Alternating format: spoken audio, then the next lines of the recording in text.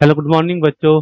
जैसा कि हम आर्म्स एकेडमी की तरफ से क्लास 10th एनसीईआरटी की चैप्टर वाइज सीरीज ला रहे हैं। मैं आपका प्यारा शुभम सर।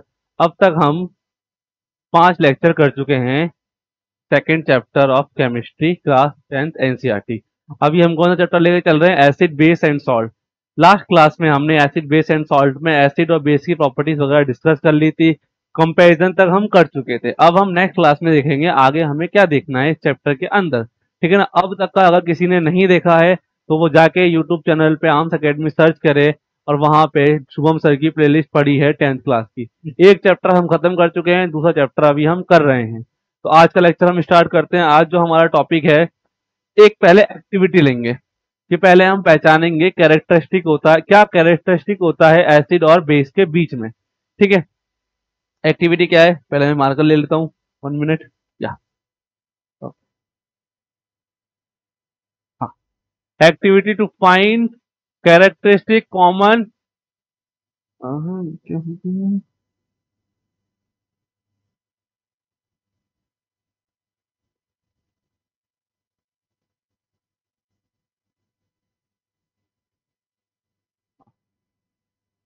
मिनट, थोड़ा सा कोई नेटवर्क। हाँ, क्या था मेरा? To find the characteristic common between acid and base. Acid और बेस के बीच में मेरा कॉमन क्या होता है वो मुझे देखना है। ठीक है ना? मटेरियल रिक्वायर्ड, क्या मटेरियल रिक्वायर्ड है मुझे? Dilute hydrochloric acid, dilute sulphuric acid, dilute sodium hydroxide, ethanol glucose solution and beaker, carbon electrode, dry cell bulb, जो कि होना चाहिए मेरा 1.5 इलेक्ट्रॉन वोल्ट का या वोल्ट का। मटेरियल है मेरा डाइल्यूट। देखो मैंने जो भी लिया है ना, एसिड हो चाहे मेरा बेस हो, मैंने डाइल्यूट लिया है। डाइल्यूट का मतलब क्या है? मेरा उसमें more amount of water present है। उस एसिड को मैंने पानी के अंदर डिसॉल्व किया, इसलिए मैंने उसको डाइल्यूटेड बोला है। इस एक्टिविटी में मैंने जो भी चीज ली है डाइल्यूटेड ली है। डाइल्यूटेड हाइड्रोक्लोरिक एसिड मतलब डाइल्यूट HCl, सल्फ्यूरिक एसिड मतलब H2SO4, sodium hydroxide NaOH, ethanol मेरा C2H5OH होता है, ग्लूकोज मेरा C6H12O6। ये मेरे कुछ केमिकल फॉर्मूले हैं। फिर मैंने क्या लिया? बीकर लिया और एक कार्बन इलेक्ट्रोड लिया और ड्राई सेल लिया और वोल्टेज मैंने 1.5 वोल्टेज लिया। ठीक है ना? प्रोसीजर मेरा क्या होगा? Take a beaker and place 2 carbon electron into it. एक बीकर लिया, उसमें मैंने 2 कार्बन के इलेक्ट्रोड लगा दिए। ठीक है ना? वो इलेक्ट्रोड मतलब उसको इलेक्ट्रोड लगा के उसको प्लेस कर दिया वहां पे। Connect the electrode to a battery bulb. उन इलेक्ट्रोड को मैंने बैटरी बल्ब से कनेक्ट कर दिया, जो कि मुझे ये दिख रहा है। दिख रहा है ना मुझे? यहां मैंने कनेक्ट कर दिया। एंड की आ dry cell, pour dilute hydrochloric acid into the beaker and the press the key। फिर मैंने की को प्रेस किया। की प्रेस करने पे मेरा क्या हुआ? Did the bulb glow? अगर बल्ब ग्लो हुआ है, perform similar experiment with all the given solution, recorded your observation. मैंने क्या देखा? देखो ये मेरा नील और इलेक्ट्रोड बोल दे, डाइल्यूट HCl का सॉल्यूशन, रबर कॉर्क है मेरा, और ये मेरा कुछ एक्टिविटी का लिखा हुआ है, acid solution in water conduct electricity. कि मेरा एसिड हो ना या बेस हो और वो वाटर के अंदर है तो वो इलेक्ट्रिसिटी कंडक्ट करेगा। अब देखो जब मैंने डाइल्यूट हाइड्रोक्लोरिक के साथ किया तो मुझे क्या मिला? बल्ब ग्लो हुआ। Bulb glow, yes. Bulb does not glow, no. वो तो ग्लो हो रहा है। मतलब अगर बल्ब ग्लो हो रहा है इसका मतलब क्या है? वो इलेक्ट्रिसिटी कंडक्ट कर रहा है, तो वो कंडक्टिंग हो गया। अगर मैंने डाइल्यूट सल्फ्यूरिक एसिड लिया सॉल्यूशन में, वहां पे ही मेरा बल्ब चमका या फिर ग्लो हुआ, यहाँ पे ये ग्लो नहीं हुआ, तो ये भी कंडक्ट करेगा इलेक्ट्रिसिटी को। फिर मैंने डाइल्यूट सोडियम हाइड्रोक्साइड लिया, यहाँ भी बल्ब ग्लो हुआ और यहाँ ये bulb glow does not glow, मतलब वो तो ग्लो हो रहा है ना, तो ये तो मेरा क्रॉस किया आने वाला है, तो ये भी मेरा इलेक्ट्रिसिटी कंडक्ट करेगा। मैंने इथेनॉल लिया, वहां पे बल्ब नहीं जला, ये मेरा नॉन कंडक्टिंग होगा, यहां से मेरा इलेक्ट्रिसिटी पास नहीं होगा। सेम मैंने ग्लूकोज में देखा, ग्लूकोज में बल्ब नहीं जला, तो ये भी मेरा क्या हो गया? नॉन कंडक्टिंग हो गया। ठीक है, अब देखो कंक्लूजन क्या मिला? The solution of acid and base, जो एसिड और बेस का सॉल्यूशन होता है with water, it is a good conductor of electricity. अगर मैं एसिड और बेस का सॉल्यूशन वाटर के साथ कर रहा हूं तो ये मेरा अच्छा कंडक्टर है इलेक्ट्रिसिटी का। ठीक है, the solution of glucose and ethanol are non conductor of electricity, ये इलेक्ट्रिसिटी मेरी कंडक्ट नहीं कर रहे हैं। इस एक्टिविटी में मैंने ये जाना कि मेरा एसिड और बेस अगर सॉल्यूशन बना रहे हैं वाटर के साथ तो वो इलेक्ट्रिसिटी कंडक्ट करेंगे, बाकी सॉल्यूशन में इलेक्ट्रिसिटी कंडक्ट नहीं करेंगे। जो इलेक्ट्रिसिटी कंडक्ट करेंगे वो गुड कंडक्टर ऑफ इलेक्ट्रिसिटी है, जो नहीं करेंगे वो बैड कंडक्टर ऑफ इलेक्ट्रिसिटी है मेरे। तो मेरा कौन से इलेक्ट्रिसिटी कंडक्ट कर रहे थे, HCl हो गया, H2SO4 हो गया, NaOH हो गया। इथेनॉल और ग्लूकोज मेरा इलेक्ट्रिसिटी कंडक्ट नहीं कर रहे थे। ओके, नेक्स्ट टॉपिक मेरा है what do all acid and base have a common. Acid और बेस में कॉमन चीज क्या है, मुझे ये बताना है कि मेरा एसिड और बेस के अंदर क्या कॉमन है। अगर मैं एसिड की बात लूं तो every acid it produce a H plus ion in a aqueous solution. अगर मेरा कोई एसिड है तो उसके पास टेंडेंसी होगी H प्लस आयन को रिलीज करने की। अगर वो H प्लस आयन वाटर के साथ रिलीज कर रहा है, इसका मतलब वो एसिड इलेक्ट्रिसिटी कंडक्ट भी कर रहा है। तो मैं बोल सकता हूँ मेरा जो इलेक्ट्रिसिटी कंडक्ट हो रही है विद वाटर, ये मेरा कॉमन फैक्टर है दोनों के बीच में, है कि नहीं। चलो अब हम देखते हैं यहाँ मेरा क्या लिखा हुआ है। A common thing of all the acid is that they produce hydrogen ion in aqueous solution when dissolve in water.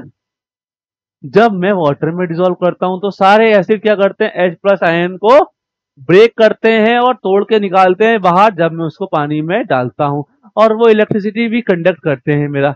Example जैसे कि मैं ले लूं, acid like HCl, H2SO4, HNO3 acidic acid show acidic character because they dissociate in aqueous solution to produce hydrogen ion.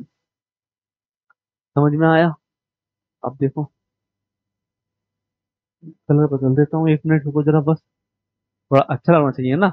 हाँ, but all the compound containing hydrogen are not acid such as glucose. अगर देखा जाए तो glucose में भी hydrogen है ना मेरा, इथेनॉल में भी हाइड्रोजन है, बट ये मेरे एसिड नहीं है, ठीक है ना। And alcohol also contain hydrogen but they do not show acidic character, ठीक है। A common thing of all the base is that they all produce hydroxide ion when dissolved in water।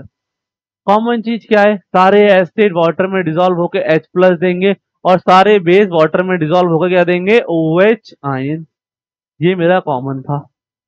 Example क्या हो सकते हैं base के, NaOH, MgOH, CaOH whole twice, NH4OH, all bases because they dissolve in water and release hydrogen और hydroxide ion और hydronium ion.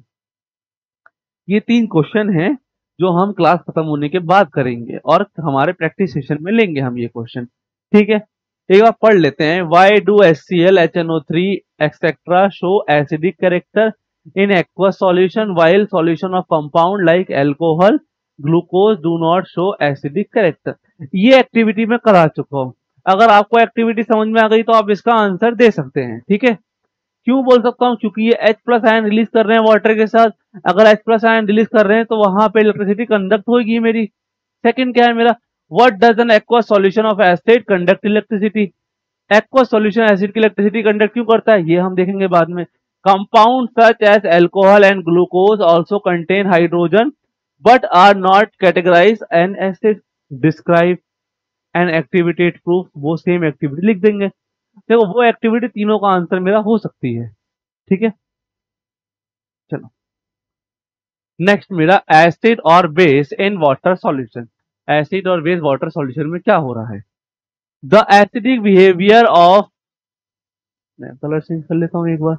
हाँ, the acidic behaviour of acid due to the presence of hydrogen ion और H plus aqueous ion in them the acid produce hydrogen ion only in the presence of water. मेरा acid hydronium ion तभी देगा जब उसके साथ water पड़ा होगा। So in the absence of water a substance will not form hydrogen ion hence will not show its acidic behaviour. अच्छा, ये तो नई चीज पता चली। एसिडिक बिहेवियर शो करेगा मतलब H प्लस आयन देगा।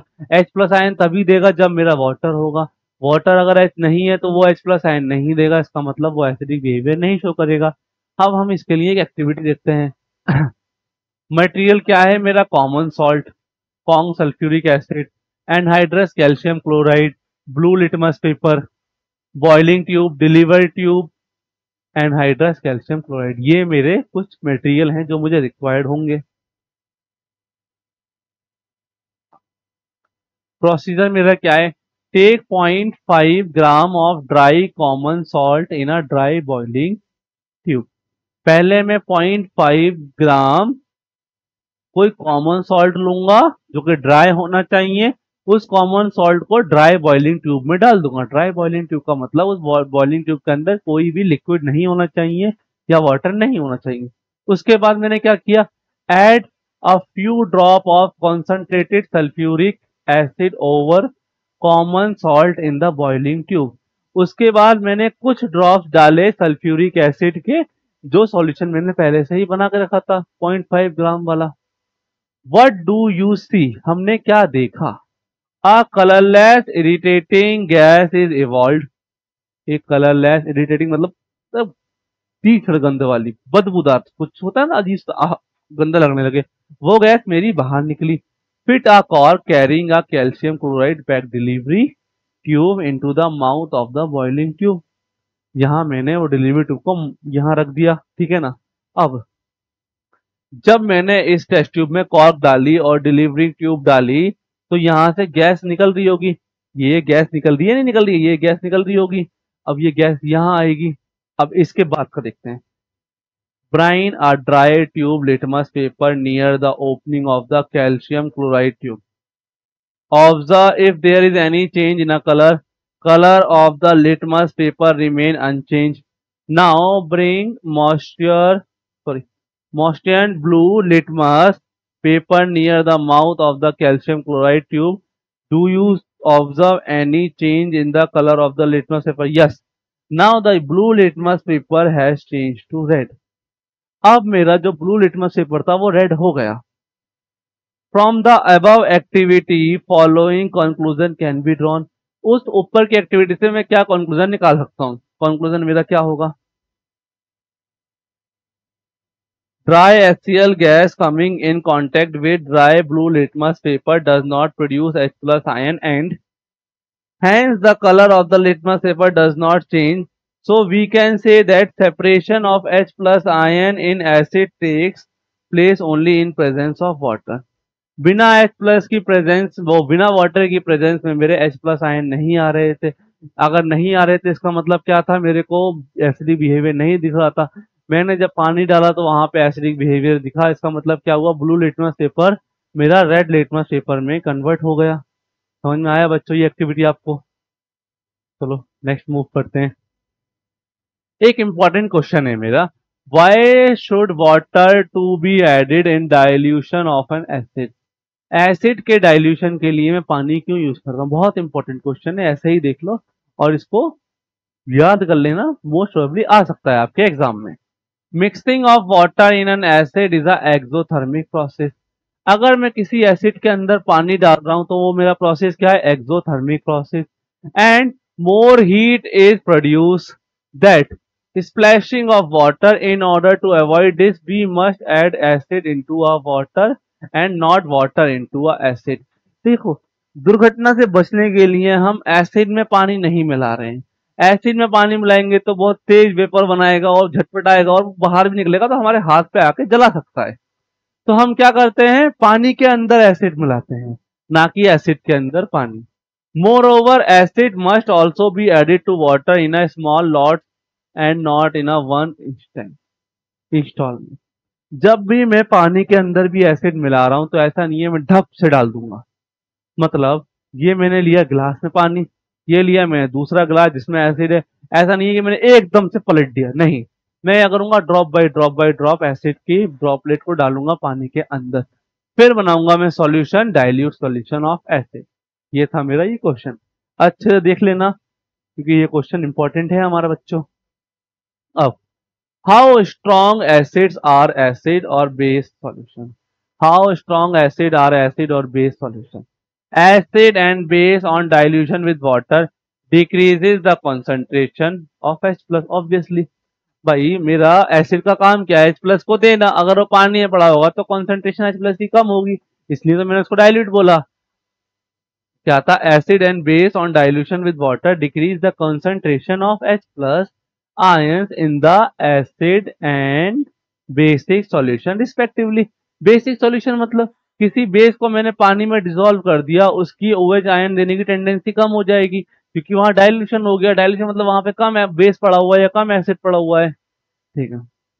If we find quantitatively the amount of H+ over OH in ion present in a solution, we can judge how strong an acid or base. किसी भी acid की strength बताने के लिए उसकी रिलीजिंग टेंडेंसी देखनी होती है मुझे। किसकी रिलीजिंग टेंडेंसी? H+ की। जितना ज्यादा H+ वो रिलीज कर रहा हो, जितना जल्दी वो H+ रिलीज कर रहा है, इतना उसका मतलब उतना ही ज्यादा वो एसिड मेरा स्ट्रांग है। ठीक है बच्चों, ठीक है। We can do this by the help of universal indicator, which is a mixture of several indicators. The universal indicator shows different colors at different concentration of hydrogen ion or pH values in the solution. pH value मुझे बताएगा मेरा कोई acid कितना strong है कितना week है, ठीक है ना। एक पॉइंट मान लूंगा, इस पॉइंट से इधर की तरफ वो एसिड है, इधर की तरफ वो बेस है। उस पॉइंट पे क्या है, न्यूट्रल, मतलब न्यूट्रलाइजेशन हो चुका है, ना वो एसिड है ना बेस है, वो न्यूट्रल बिहेव कर रहा है। अब मेरा आता है सबसे इंपॉर्टेंट टॉपिक जिसका नाम है पीएच स्केल, ठीक है ना। पहले एक बेसिक थ्योरी लिख रखी है मैंने।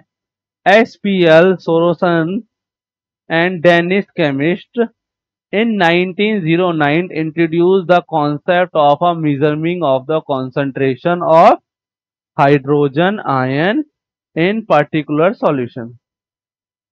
1909 में ये कॉन्सेप्ट आया था जिसका काम क्या था, कॉन्सेंट्रेशन को एब्जॉर्ब मेजर करना किसकी, हाइड्रोजन आयन की, इन पर्टिकुलर सॉल्यूशन में, अलग अलग सॉल्यूशन के अंदर। The P in pH stand for potenz in German meaning power. P का मतलब क्या है, power. On the pH scale we can measure the pH from 0 to 14। 0 मतलब वेरी एसिडिक, मेरा पीएच स्केल काम करता है 0 से 14 की रेंज में। 0 का मतलब क्या है, मेरा वो बहुत ज्यादा एसिडिक है, बहुत कॉन्सेंट्रेटेड है। और 14 मतलब क्या है, मेरा बहुत ज्यादा वो एल्कलाइन है, मतलब बहुत ज्यादा वो बेसिक है। आज के में मैंने देखा है पीएच स्केल क्या है, ये मैंने डेनिस केमिस्ट थे 1909 में उन्होंने इंट्रोड्यूस किया था ये कॉन्सेप्ट। इस कॉन्सेप्ट का काम क्या होता है मेरा, मैं बता देता हूँ, तुम्हें लिखने में दिक्कत होगी कि ये थोड़ा ना कलर अच्छा दिख नहीं रहा हमें बच्चों, ठीक है। चलो इधर पे 1909 में उसने कॉन्सेप्ट इंट्रोड्यूस किया था जिसका काम क्या था, कॉन्सेंट्रेशन पता करना H+ आयन की अलग अलग सॉल्यूशन के अंदर। उसने बोला P स्टैंड करता है पीएच को, और P का मतलब होता है मेरा पावर, पावर और स्ट्रेंथ, ठीक है ना। चलो बच्चों, ये मेरा स्केल है, ये मेरा क्या है, स्केल। ये मेरा पीएच स्केल है जिसकी रेंज कहां से है, 0 से लेके है मेरा 14 के बीच में। और जो 7 है मेरा वो क्या है, न्यूट्रल पॉइंट। 7 क्या है मेरा, न्यूट्रल पॉइंट। 7 के इधर आऊंगा तो मेरा क्या होगा, वहां पे एसिडिक नेचर बढ़ेगा। 7 के इधर जाऊंगा तो मेरा क्या होगा, बेसिक कैरेक्टर इंक्रीज होगा, इधर एसिडिक कैरेक्टर इंक्रीज होगा, ठीक है। जितना मैं 14 के पास होऊंगा उतना ही मैं ज्यादा बेसिक होऊंगा, और जितना मैं 0 के पास होऊंगा उतना ही मैं ज्यादा एसिडिक होऊंगा। अब देखो बच्चों, variation of pH,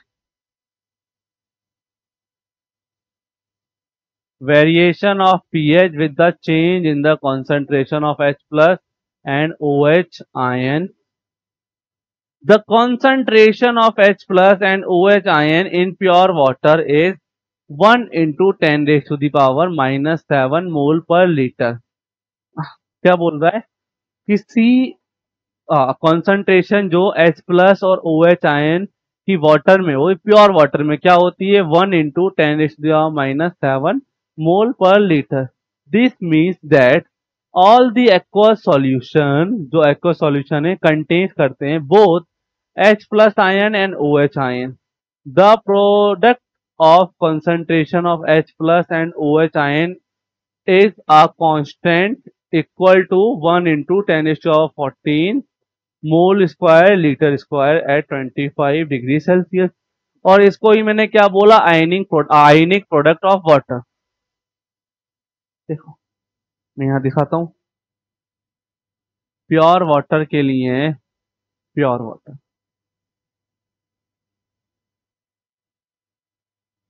concentration of H plus is equal to concentration of OH negative. और इनकी कॉन्सेंट्रेशन मैंने क्या बोली थी, 1 into 10 raise to the power -7 mole per litre. अगर मैं H2O को देखूं तो मेरा H2O किस में ब्रेक हो रहा है, H प्लस में बच्चों और OH निगेटिव में। अच्छा, इसका मैं आयनिक प्रोडक्ट निकालू KW मतलब ionic equilibrium constant for water. तो क्या होगा मेरा बच्चों, ये होगा मेरा concentration of product divided by concentration of reactant. ठीक है बच्चों, यही होगा ना मेरा, डिवाइडेड बाय H2O। ये मेरा इक्विलिब्रियम कांस्टेंट है कि कॉन्सेंट्रेशन ऑफ H2O। H2O की कॉन्सेंट्रेशन तो फिक्स होती है मेरी, क्या होती है मेरी 55.5 मोलर। ये मेरा यहां आ जाएगा। K को मैंने मल्टीप्लाई किससे किया, कॉन्सेंट्रेशन ऑफ प्योर वाटर। क्या हो गया मेरा, equal to concentration of H plus बच्चों कॉन्सेंट्रेशन ऑफ OH निगेटिव। इस पूरे को मैंने एक नया इक्विलिब्रियम कांस्टेंट बोल दिया, इसको बोला मैंने ionic product of water KW। क्या हो गया, concentration of H plus and concentration of OH negative. क्या किया मैंने, पहले वाटर का डिसोसिएशन किया, उसके बाद उसका मैंने इक्विलिब्रियम कांस्टेंट निकाला, product concentration divide by reactant concentration. Water की कॉन्सेंट्रेशन क्या होती है, और वो भी प्योर वाटर की 55.5 मोलर। ये इधर आ गया, दोनों मिल गए, एक नया प्रोडक्ट दिया, इसको आयनिक प्रोडक्ट बोला। बोलो बच्चों, तो मेरा KW क्या आ रहा था मेरा बच्चों, concentration of H plus concentration of OH negative. अभी मैंने ऊपर बोला था concentration of H plus is equal to concentration of OH negative is equal to, क्या बोला था मैंने, 1:10⁻⁷ मोल पर लीटर। मैं इन दोनों की वैल्यू पुट कर दूंगा तो KW मेरा क्या हो गया, 1:10⁻⁷ इंटू 1:10⁻⁷। तो क्या आ गया मेरा 1:10⁻⁷। मल्टीप्लीकेशन में क्या होता है, पावर ऐड हो जाती है +-7।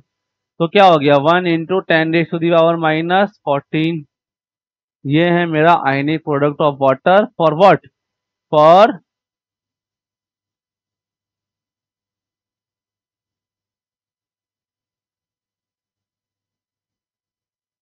For pure water. हो गया कि नहीं हो गया बच्चों, यही तो मैंने वहां लिखा था आपके लिए। देखो KW आयनिक प्रोडक्ट,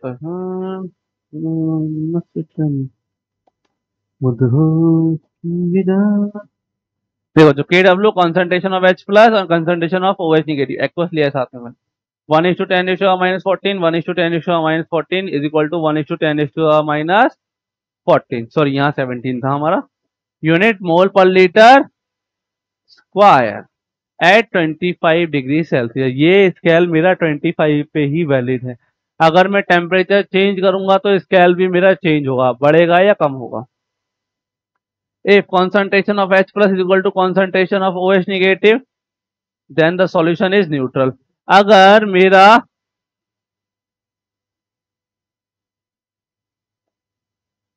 मेरा concentration of H plus किसके इक्वल हो जाएगा, concentration of OH negative के, इसका मतलब क्या है मेरा, वो न्यूट्रल सॉल्यूशन है। अगर मेरा कॉन्सेंट्रेशन ऑफ H प्लस ज्यादा हो जाएगा कॉन्सेंट्रेशन ऑफ OH निगेटिव से, इसका मतलब क्या है, वो मेरा एसिडिक सॉल्यूशन है। अगर मेरा कॉन्सेंट्रेशन ऑफ H प्लस कम हो जाएगा कॉन्सेंट्रेशन ऑफ OH से, इसका मतलब वो मेरा क्या है, बेसिक सॉल्यूशन है बच्चों, ये थोड़ा सा देख लेना। ठीक है, ये मैंने लिख दिया है यहाँ पे। ठीक है ना, क्या लिखा है मैंने बच्चों यहाँ पे? यहाँ लिखा है हमने H plus greater than OH negative, मतलब इसका then solution is acidic. H plus less than OH negative, then the solution is basic और एल्कलाइन। ये मैं बता चुका आपको।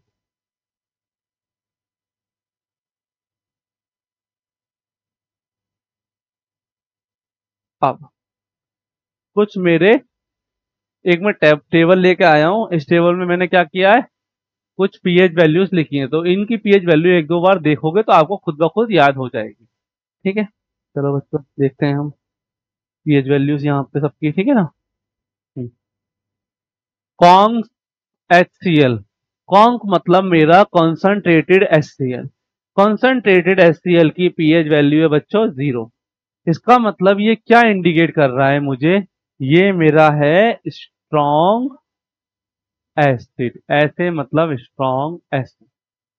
अब दूसरा क्या है बच्चों, कॉन्ग सोडियम हाइड्रोक्साइड, इसकी पीएच वैल्यू कितनी है मेरी बच्चों, 14 है। ये क्या इंडिकेट कर रहा है बच्चों, मेरा स्ट्रॉन्ग बेस। फिर मेरा आता है गैस्ट्रिक जूस 1.4 एसिड स्ट्रॉन्ग 4, ये मेरा वीक एसिड है। मैंने बताया था ना आपको बच्चों कि मेरा विनेगर क्या है, एसिटिक एसिड CH3COOH। ये मेरा क्या करता है, H प्लस देता है, और बच्चों क्या देता है, CH3COO निगेटिव। मतलब क्या दे रहा है यहाँ पे मुझे, लेस परसेंटेज। अगर ये 100% है तो यहाँ पे ये लेस देन 100% कन्वर्ट हो रहा है, इसलिए इसकी पीएच बढ़ गई। पीएच बढ़ने का मतलब क्या है, ये मेरा वीक एसिड है। और all organic acids are weak acid, ये मेरा क्या है साथ के साथ ऑर्गेनिक एसिड है।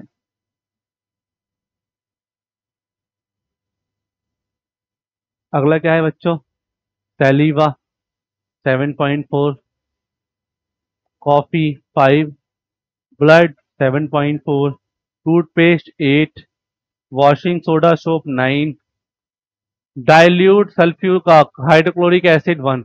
अगर मैंने कॉन्सेंट्रेटेड एसिड को डाइल्यूट कर दिया, उसका पीएच क्या आ गया मेरा 1। डाइल्यूट सोडियम हाइड्रोक्साइड का पीएच क्या आ गया मेरा 13। Lemon juice 2.5, tomato juice 4.1, सलीवा 5.8, soft drink 6, egg 7.8, baking soda 8.5, pure water 7। अगर मेरा प्योर वाटर है, प्योर वाटर से पीएच कम है तो एसिड है, प्योर वाटर से पीएच ज्यादा है तो बेस है। मैंने बनाया था ना बच्चों इसके लिए यहाँ पे एक,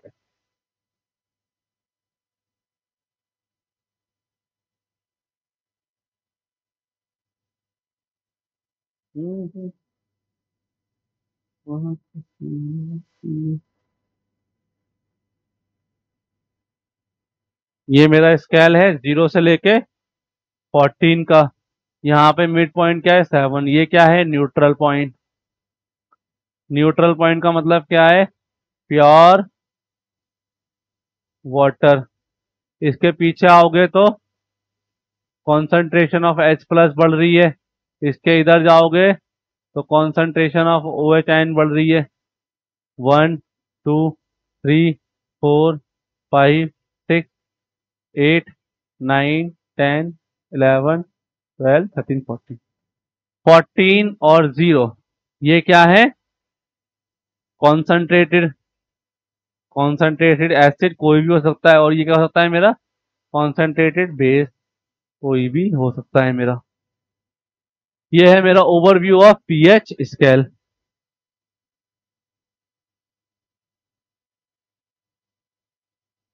अच्छा, मेरा पीएच का डेली लाइफ में क्या इंपॉर्टेंस होता है, ये आपके एनसीईआरटी में दिया हुआ है, इसलिए मैं ले रहा हूँ। आप इसको पढ़िएगा, रीड करिएगा, और अपनी ही लैंग्वेज में इसको लिख दीजिएगा। याद करने की कोई जरूरत नहीं है कि आप बैठ कर रट रहे हैं। पहला जो एप्लीकेशन है मेरा प्लांट्स एंड एनिमल, जो मेरे प्लांट्स और एनिमल होते हैं वो मेरे क्या होते हैं, पीएच सेंसिटिव। पीएच अगर ऊपर नीचे हो तो उनकी लाइफ ना थोड़ी सी खराब होने लगती है, खराब मतलब उनकी लाइफ अफेक्ट होने लगती है। तो ये मेरे बहुत ज्यादा पीएच सेंसिटिव होते हैं। तो मैंने क्या बोला है यहाँ पे, The pH plays an important role in the several of animals, including human being. Our body works well within narrow pH range, that is 7 to 7.8. अपनी जो ह्यूमन बॉडी है उसकी पीएच रेंज 7 से 7.8 तक होनी चाहिए, तभी वो नॉर्मल बिहेव करती है। The aquatic animal fish, aquatic animal मतलब जो पानी के अंदर है, एक्वाटिक लाइफ, जो पानी के अंदर जिंदगी है, जैसे फिश हो गए, बहुत सारी चीजें हो गई, ठीक है बच्चों। Survive in a river water with in narrow range of pH, वो बहुत कम पीएच रेंज पे सर्वाइव करती हैं। जैसे एग्जांपल बच्चों हमारा example, when the pH of rain water is 5.6 it is called acid rain. अगर मेरे पानी का पीएच 5.6 हो गया है तो वो मेरा एसिड रेन है। एसिड मतलब मोर एसिड उसके अंदर आ गया है, तो मतलब too much acid rain can lower the pH. अगर मेरा बहुत ज्यादा एसिड होगा तो पीएच कम होगी, पीएच कम होगी तो मेरा एक्सटेंट ऑफ एच प्लस बढ़ेगा, and extent make it so acidic the survival of a aquatic animal become difficult to kill the aquatic animal। मतलब अगर मेरा पीएच कम होगा तो जो एक्वाटिक लाइफ है ना वो डिस्टर्ब होगी, बहुत कम होगा तो वो लाइफ वहां से खत्म हो जाएगी, उस पानी में कोई एनिमल सरवाइव नहीं कर सकता। दूसरा क्या है बच्चों मेरा, soil pH and plants. Most of the plant grow best when the pH of soil is close to 7। if soil is too acidic or too basic, मतलब too alkaline, the plant grow badly or do not grow at all। मेरा जो plant है और जो पेड़ पौधे हैं वो अच्छी तरह ग्रो करते हैं जब उनकी पीएच 7 होती है। क्या रीजन होगा कि वो 7 पे अच्छे से ग्रो करते हैं? क्योंकि मेरे प्लांट्स को पानी चाहिए होता है, पौधों को पानी चाहिए होता है, अच्छा पानी, और पानी की जो पीएच होती है वो 7 होती है, इसलिए वो 7 के आसपास अच्छी तरीके से ग्रो करते हैं। अगर मैं पीएच में छेड़खानी करूं, पीएच को मैं बहुत कम करूं या बहुत ज्यादा करूं, इससे क्या होगा बच्चों, इससे ये होगा हमारा वो प्लांट या तो बहुत गलत तरीके से ग्रो करेगा या फिर वो ग्रो ही नहीं करेगा। ट्रीटमेंट ऑफ एसिड और बेस और सॉइल, एसिड और बेस के क्या सॉइल के ट्रीटमेंट होंगे? द पीएच, वेट 1 मिनट मैं जरा पेन बदल दूं। The pH of acid soil can reach as low as 4, that of the basic can go up to 8.3। Chemicals can be added।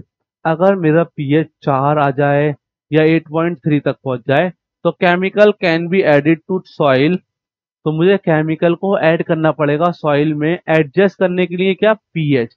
अगर मेरा पीएच कम है तो मुझे बेसिक केमिकल डालना पड़ेगा, पीएच ज्यादा है तो मुझे एसिडिक केमिकल डालना पड़ेगा। क्यों? क्योंकि मेंटेन रखनी है मुझे पीएच, जिससे मेरे प्लांट्स ग्रो करें। Adjust its pH and make it suitable growing plants.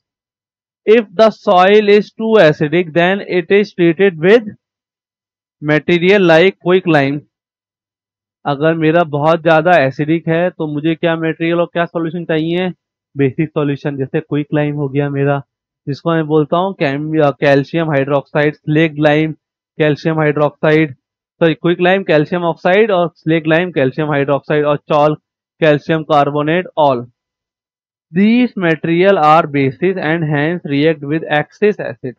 ये जो बेस है ना, एक्सिस एसिड के साथ रिएक्ट करेंगे और क्या करेंगे? रिड्यूस करेंगे एसिडिटी को।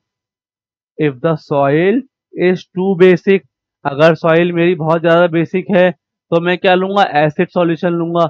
एसिड सॉल्यूशन वहां पे जाके क्या करेगा? एक्स्ट्रा जो बेस है उसको न्यूट्रलाइज करेगा, उसको न्यूट्रलाइज करेगा, उससे क्या होगा बच्चों हमारा? वो सॉल्यूशन अपने एक मिनिमम पीएच रेंज पे आ जाएगा, जिससे वहां मेरे प्लांट्स और बाकी चीजें ग्रो कर सके। क्या था यहाँ पे हमारा? हाँ, if the soil is too basic, its alkaline can be reduced by adding organic matter or acid solution which contains acidic material। ठीक है बच्चों, एक मिनट जरा देखो बस।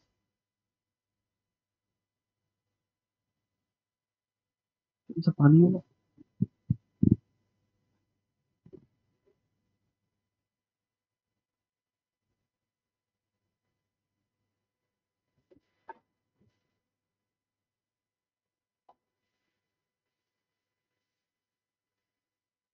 चलो बच्चों, यहाँ तक हमने एक इम्पोर्टेंस देख लिया था। किसका इम्पोर्टेंस देखा था हमने? ये इम्पोर्टेंस था plants and animal.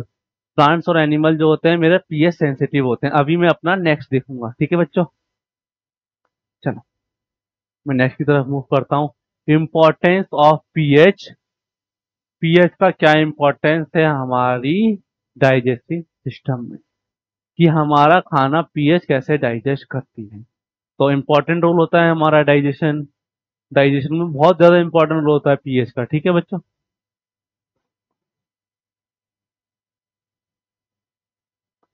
As we know our stomach produce gastric juice which contains large amount of hydrochloric acid, pH about 1.4। हमारी बॉडी गैस्ट्रिक जूस प्रोड्यूस करती है, इससे लार्ज अमाउंट ऑफ HCl निकलता है और पीएच रेंज ऑलमोस्ट 1.4 होता है। The acid is produce does not harm to the stomach wall. जो एसिड हम प्रोड्यूस कर रहे हैं वो हमारी वॉल को जो होती है ना, अंदर की अतड़ियां वगैरह होती है ना, उसको हार्म नहीं करता, but kill germs and bacteria which enter in our digestive system along with food।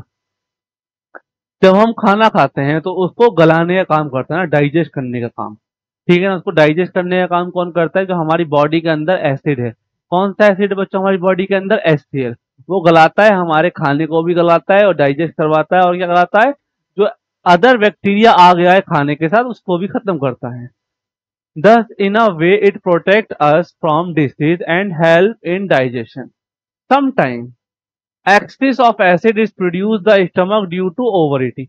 Sometimes हमारी बॉडी में बहुत ज्यादा एसिड होने लगता है। किसकी वजह से होता है? हमने ज्यादा खाना खा लिया, ओवर ईटिंग कर ली और कुछ एसिडिक चीज खा ली, स्पाइसी फूड की वजह से। This stage is called acidity. उस स्टेज में मेरी एसिडिटी हो जाती है। To get relief from this pain, we take tablets known as antacid. These contain bases to neutralize the excess acid. मैं वहां पे कुछ बेसिक चीज खाता हूँ जिससे मेरा वो जो एक्सेस में एसिड है ना वो न्यूट्रलाइज हो। तुम लोगों ने बच्चों को भी देखा होगा, मम्मी ने बहुत अच्छा खाना बना दिया, तुमने बहुत ज्यादा खा लिया, फिर पेट पकड़ के दर्द हो रहा है, अरे सर वो नहीं बहुत खा लिया, बहुत दर्द हो रहा है, होता है ना, ऐसा नॉर्मली होता है जनरली। फिर मम्मी लोग क्या बोलते हैं? बेटा लो इनो P low, lemon water P low, orange खा लो।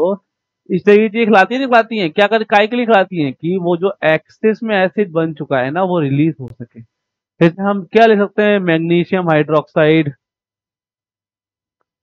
Milk of magnesium MgOH। अच्छा नेक्स्ट हमारा जो है पीएच का, pH change as the cause of tooth decay. मतलब दांतों का झड़ने और दांतों में कुछ होने से क्या पीएच पे अफेक्ट पड़ता है और पीएच क्या अफेक्ट डालती है? Generally the pH in the mouth is more than 7 as the saliva produce in the mouth is basic in nature. Saliva तुमने देखा होगा ना कि तुम रात को सो रहे हो, तुम्हारी लाल टाइप का लिक्विड चिपकता, चिपचिप वाला लिक्विड निकलता है, उसको हम बोलते हैं सैलिवा। इस पीएच का जो मतलब माउथ का जो पीएच होता है वो 80 ज्यादा होता है, मतलब बेसिक होता है, उसी की वजह से हमारा वो सैलिवा निकलता है। However, when we take food, some food particular remain, some food particles remains in the mouth after eating. Bacteria present in the mouth produce acid by the degradation of food particles. This acid lowers the pH in the mouth to decay. Start when the pH of acid form in the mouth fall below 5.5। Normal अगर acid आ रहा है कोई दिक्कत नहीं है, अगर acid मेरा 5.5 से नीचे आ रहा है तब मेरा टूथ डिके होना चालू हो जाता है, दांत झड़ने चालू हो जाते हैं। Therefore, to prevent tooth decay, it is advised to clean the mouth and use toothpaste, which is generally basic for cleaning the teeth. It neutralizes the excess acid and prevent tooth decay। इसलिए घर पे बोलते हैं ना papa mummy की, बच्चा सुबह शाम ब्रश करो, सुबह शाम ब्रश करो, अच्छे से ब्रश करो, दांतों के अंदर कोई बैक्टीरिया नहीं रहना चाहिए। बैक्टीरिया रहता है तो क्या होता है बच्चों? एसिड आके उसको खत्म करेगा। लेकिन एसिड हमारे बेस से रेट करके हमारे टूथ जो हमारे दांत है उसको भी तो कमजोर करेगा कि नहीं करेगा? तो इसलिए हम बोलते हैं डेली सुबह शाम हमें ब्रश करना चाहिए। चलो अब तक हम जो बेसिक लाइफ में चीजें होती है ना हमारे, जो बेसिक लाइफ में हमारा पीएच इफेक्ट डालता है ना, उसके बारे में देख लिए। अब तक हमारा ऑलमोस्ट चैप्टर कंप्लीट हो चुका है। ये हमारा लास्ट टॉपिक है इस चैप्टर का, जो है सॉल्ट।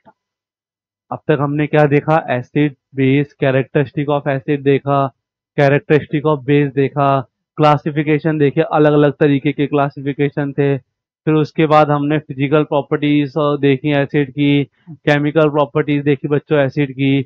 उसके बाद हमने क्या देखा? सेम चीज बेसिक के बारे में, बेस के बारे में पढ़ा, फिजिकल प्रॉपर्टी, केमिकल प्रॉपर्टीज। उसके बाद हमने पीएच के बारे में पढ़ा, पीएच क्या होती है। पीएच स्केल हम 0 से 14 लेते हैं, और 0 से 14 मतलब अगर जीरो की टाइम जीरो साइड पे है तो हमारा कॉन्सेंट्रेटेड है, मतलब मोर एसिड और स्ट्रॉन्ग एसिड है। 14 साइड पे है तो हमारा वीक एसिड और हम बोल सकते हैं स्ट्रॉन्ग बेस है। इनका जो मिड पॉइंट है वो 7 होता है, जो न्यूट्रल पॉइंट होता है, न्यूट्रल पॉइंट पे प्योर वाटर रखा होता है हमारा। ये जो हमारा पीएच स्केल था बच्चों, 0 से लेकर 25 डिग्री सेल्सियस और 0 से लेकर 14 पे, ये जो स्केल है मेरा वैलिड है 25 डिग्री सेल्सियस पे। टेम्परेचर अगर मैं चेंज करूंगा तो ऑटोमेटिकली मेरा पीएच स्केल भी चेंज होगा। तो अब तक हम देख चुके हैं, नाम है पीएच, पीएच स्केल के बारे में पढ़ा। फिर pH, importance of pH in everyday life. PH का क्या इंपॉर्टेंट रोल होता है हमारी डेली लाइफ में, प्लांट्स और एनिमल का देखा था हमने, टूथ डिके देखा हमने, और भी सारी चीजें देखी। अब हम अपने लास्ट टॉपिक की तरफ बढ़ते हैं। इस टॉपिक का नाम है सॉल्ट। बच्चों अब तक आपको सॉल्ट का तो बेसिक आइडिया लग ही गया होगा। लग गया कि नहीं लग गया? सॉल्ट का तो बेसिक आइडिया आप लोगों को अब तक लग चुका होगा। सॉल्ट मेरा क्या होता है, कैसे प्रोड्यूस होता है, हम चीख चीख के इतनी बार बता चुके हैं आपको कि सॉल्ट हमारा कैसे बनता है। जब कोई एसिड किसी बेस से रिएक्ट करेगा, अगर मेरा कोई एसिड किसी बेस से रिएक्ट कर रहा है तो मेरा क्या दे रहा है? सॉल्ट। एसिड और बेस एक दूसरे के आयन को रिप्लेस करके सॉल्ट बनाते हैं। कैटेगरी होती है सॉल्ट की, अलग अलग कैटेगरी का सॉल्ट होते हैं मेरे। अब हम स्टार्ट करते हैं सॉल्ट। सॉल्ट मेरे क्या हैं? A substance formed by the partial और complete replacement of H plus ion of an acid by metal और electropositive ion is called salt. कोई इलेक्ट्रोपॉजिटिव आयन या फिर कोई मेटल मेरा किसी एसिड से हाइड्रोजन को रिप्लेस कर रही है। रिप्लेस मेरी दो तरीके से करेगी, या तो कंप्लीट रिप्लेस कर दे या पार्शियल रिप्लेस कर दे। कंप्लीट रिप्लेस कर दिए तो वो फुल फॉर्म ऑफ सॉल्ट बना रहा है, पार्शियली तो मतलब वो सॉल्ट भी है और थोड़ा थोड़ा एसिड भी प्रेजेंट है। ठीक है, एग्जाम्पल देखो बच्चों, हम यहाँ ले लेते हैं। एग्जाम्पल हो गया हमारा H2SO4। H2SO4 बच्चों अगर हम देखें तो हमारे दो हाइड्रोजन रिप्लेस हो सकते हैं, और NaOH। NaOH में Na क्या है? मेरा एक्टिव मेटल और इलेक्ट्रोपॉजिटिव आयन। Na मेरा क्या करेगा? एक हाइड्रोजन को निकाल के वाटर रिलीज कर देगा और क्या बनाएगा? NaHSO4। ये जो सॉल्ट है मेरा पार्शियली सॉल्ट है, मतलब इसमें अभी भी पॉसिबिलिटी है हाइड्रोजन को रिलीज करने के लिए। अगर मेरे किसी सॉल्ट के अंदर पॉसिबिलिटी है कि वो मेरा हाइड्रोजन रिलीज कर दे, उस सॉल्ट को मैं पार्शियल सॉल्ट बोलता हूं। अगर सॉल्ट के पास पॉसिबिलिटी नहीं है हाइड्रोजन रिलीज करने के लिए, उसको बोलूंगा कंप्लीट सॉल्ट। तो partial replacement, only one hydrogen atom is replaced. H2SO4 NaOH give Na2SO4। यहां मैंने H2SO4 लिया और 2 यूनिट ऑफ NaOH लिया, जिससे मेरा दोनों Na ने 2H निकाल के 2 वाटर मॉलिक्यूल रिलीज कर दिए और मेरा कंप्लीट सॉल्ट का फॉर्मेशन किया बच्चों। इसको क्या बोला है मैंने? Complete replacement. Both the hydrogen atom are replaced. अच्छा देखो नेक्स्ट पॉइंट हमारा क्या है? A substance found by neutralisation of an acid with a base is called. कोई एसिड अगर मेरा बेस से रिएक्ट करके न्यूट्रलाइजेशन दे रहा है तो वहां कंप्लीट न्यूट्रलाइजेशन होता है, और वो क्या बनाता है? मेरा सॉल्ट बनाता है। मैंने HCl लिया और NaOH लिया, क्या बना मेरा? NaCl और वाटर। ठीक है बच्चों। A salt is ionic compound which dissolved in water to dissociate positive ion other than hydrogen ion। अब मेरा एसिड और बेस की रिएक्शन से सॉल्ट बना। सॉल्ट मेरा पानी में डिसॉल्व होकर मेरे को दो तरीके का आयन दिया, पॉजिटिव और निगेटिव आयन। पॉजिटिव आयन मेरे कुछ भी हो सकता है बट H प्लस नहीं होगा सॉल्ट में, and negative ion other than hydroxide ion. जब भी मेरा सॉल्ट डिसोसिएट होगा पानी के अंदर तो वो प्लस और माइनस आयन देगा। प्लस और माइनस आयन हाइड्रोजन और OH कभी नहीं होंगे, यही बताया है मेरा। NaCl लिया मैंने, पानी में डिसॉल्व किया, Na प्लस दिया मुझे, क्लोरीन निगेटिव। Na प्लस देगा कुछ भी देगा, लेकिन वो H प्लस नहीं देगा, कुछ भी देगा बट वो OH निगेटिव नहीं देगा। CuSO4 को मैंने ब्रेक किया, Cu2 प्लस दिया मुझे। एक मिनट रुको जरा बच्चों, यहाँ पे ना थोड़ा सा ना गलती कर दी है उन्होंने।